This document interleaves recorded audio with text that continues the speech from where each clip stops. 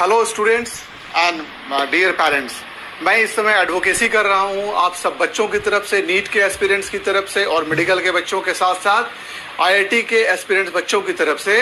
हम लोगों ने जो केस फाइल किया है उसमें हम लोगों को अलग श्रीवास्तव सर का साथ देना है एज ए गार्जियन, और as a ex faculty of Aakash में ये बात कह रहा हूं कि हमें अलग श्रीवास्तव सर का साथ देना है, क्योंकि इस समय अगर मेडिकल के एग्जाम होते हैं तो सिर्फ मैं एक ट्वीट किया था, ये था 17 तारीख का, और वो ट्वीट को देखो, हर 20 दिन में केसेस डबल हो रहे हैं।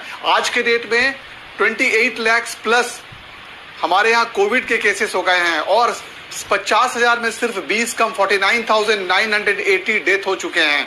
ऐसे केसेस में बच्चों के साथ बच्चों के पेरेंट्स का मूवमेंट होगा। हर कोई अपने स्टेट से दूसरे स्टेट में अपना अपना सेंटर दिया हुआ, इतने दूर जाना होगा, बच्चों को आना होगा गाड़ी में या ट्रेन में, और ट्रेनें भी नहीं चल रही हैं। ऐसे केसेस में सभी बच्चे और उनके पेरेंट्स एट रिस्क होंगे कोविड के, और इतना बड़ा रिस्क गवर्नमेंट नहीं ले सकती है। इसलिए सुप्रीम कोर्ट को भी ये समझना होगा।